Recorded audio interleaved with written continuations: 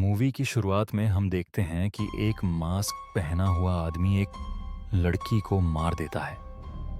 माहौल शुरू से ही डरावना होता है।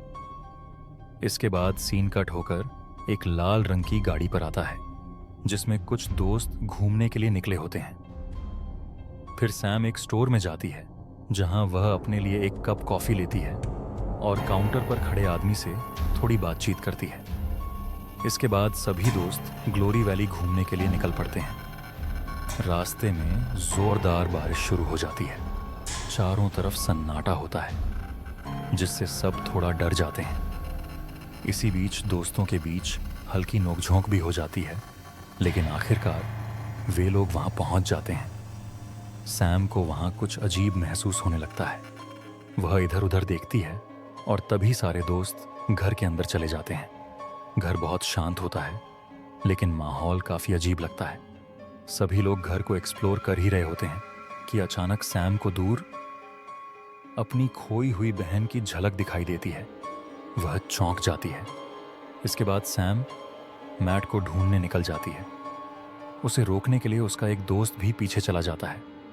उधर घर के अंदर उन्हें दीवार पर कई पुराने फोटो दिखाई देते हैं, उन लोगों के जो पहले ग्लोरी वैली से रहस्यमयी तरीके से गायब हो चुके थे। तभी बेसमेंट से अजीब सी आवाजें आने लगती हैं। डरते डरते सभी नीचे जाते हैं। सैम को वहां एक पुराने जमाने का फोन मिलता है, लेकिन वह बंद होता है। मैट को सब कुछ गलत लगने लगता है, इसलिए वह अकेले ही देखने चला जाता है कि आखिर कौन उन्हें परेशान कर रहा है। काफी देर तक जब मैट वापस नहीं आता तो एमिली उसे बुलाने निकलती है। मैट को ढूंढते ढूंढते वह उसी कमरे में पहुंच जाती है जहां उसे एक डरावना सच दिखाई देता है। मास्क पहना हुआ आदमी सामने आता है। डर और सदमे में एमिली वहां से भाग जाती है। अब वह नकाबपोश आदमी उन्हें ढूंढते ढूंढते बेसमेंट तक आ जाता है। डर के मारे सारे दोस्त अलग अलग जगह छुप जाते हैं। हर किसी की सांसें तेज चल रही होती हैं। हालात धीरे धीरे बिगड़ने लगते हैं। सैम पूरी हिम्मत जुटाकर उसे रोकने की कोशिश करती है, लेकिन सब कुछ उनके कंट्रोल से बाहर हो जाता है। एक एक करके उसके सारे दोस्त उससे छिन जाते हैं। सैम टूट जाती है और तभी अचानक सब कुछ बदल जाता है। समय दोबारा उसी पल से शुरू हो जाता है। अब सारे दोस्त फिर से जिंदा होते हैं, लेकिन इस बार सैम को सब याद रहता है। वह घबराकर सबको बताने की कोशिश करती है, मगर कोई उसकी बात पर भरोसा नहीं करता। थोड़ी देर बाद वे देखते हैं कि मिसिंग बोर्ड पर अब उन्हीं दोस्तों की तस्वीरें भी लगी होती हैं।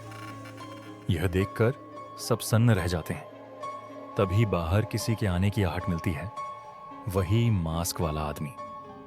उसी पल दीवार पर लगी घड़ी फिर से चलने लगती है, यानी यह डरावनी रात दोबारा शुरू हो चुकी है।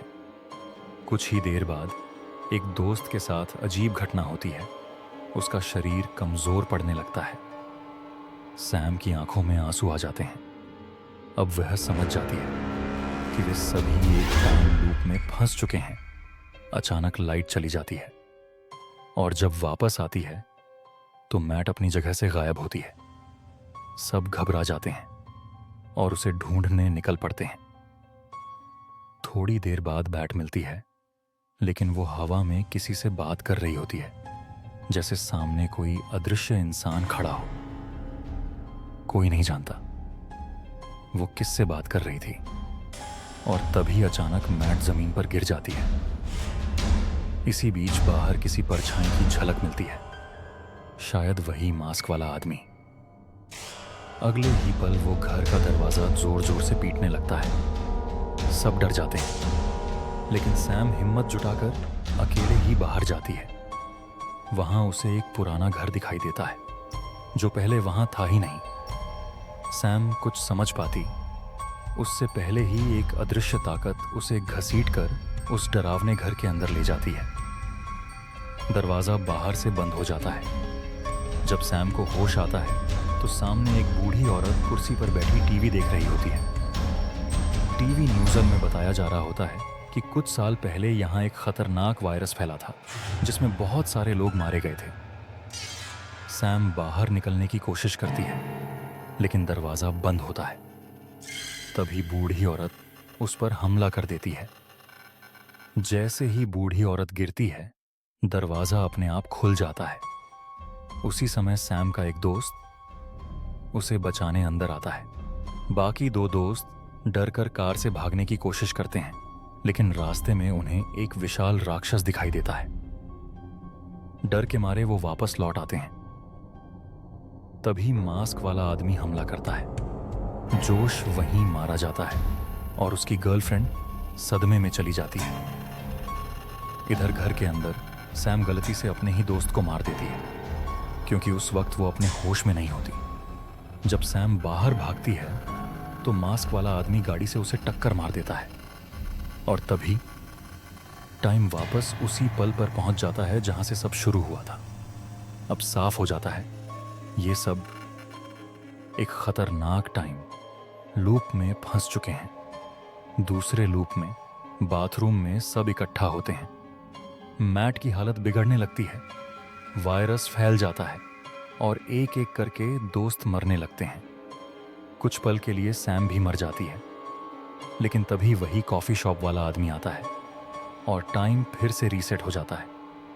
अब सैम समझ जाती है कि यह आदमी कुछ छुपा रहा है। इस बार दोस्त घर में सुराग ढूंढते हैं। सैम को अखबार मिलता है जिसमें लिखा होता है कि कुछ साल पहले साइंटिस्ट की गलती से 1100 से 1200 लोग मारे गए थे। एमिली को एक गुप्त दरवाज़ा मिलता है। टीवी पर दिखाया जाता है कि एक आदमी को कैद करके उस पर एक्सपेरिमेंट किया गया था। अचानक मौत का सिलसिला फिर शुरू हो जाता है। मैट की अपनी गर्लफ्रेंड ही उसे मार देती है। सैम बाहर जाती है। उसके पैर में जंजीर फंस जाती है और राक्षस उसे अंदर खींच ले जाता है। मास्क वाला आदमी एमिली का पीछा करता है और उसे मार देता है। अब सिर्फ दो दोस्त बचते हैं। टाइम रीसेट करने के लिए दोनों मजबूरी में खुद को ख़त्म कर लेते हैं। फिर से शुरुआत पर पहुंच जाते हैं। इस बार वायरस और ज़्यादा तेज़ी से फैलने लगता है। सैम के चेहरे पर असर दिखने लगता है। तभी वही कॉफ़ी शॉप वाला आदमी घर में आता है। पीछे पीछे दोस्त भी आ जाते हैं, लेकिन तभी ज़म्बियों का झुंड हमला कर देता है। सब अलग अलग भागते हैं। सैम एक अंधेरे कमरे में छुपती है। बाहर निकलते ही वो उस आदमी के ऑफिस में पहुंच जाती है। वहाँ उसका एक दोस्त कैद होता है। सैम देखती है पूरे घर में सीसीटीवी कैमरे लगे हैं। अब सैम ठान लेती है अब वो शिकार नहीं बनेगी। वो प्लान बनाती है। वो आदमी चाय पी रहा होता है और जैसे ही वो चाय पीता है वो गिर पड़ता है। सैम ने उसे उसके ही जाल में फंसा दिया होता है। अब दोस्त खुद को आज़ाद कर लेते हैं। सैम और एमिली ज़ोंबियों से बच निकलती हैं। आखिरकार सुबह हो जाती है। सारे दोस्त कार में बैठते हैं और क्लोवर वैली से बाहर निकल जाते हैं, लेकिन सैम पीछे मुड़कर देखती है।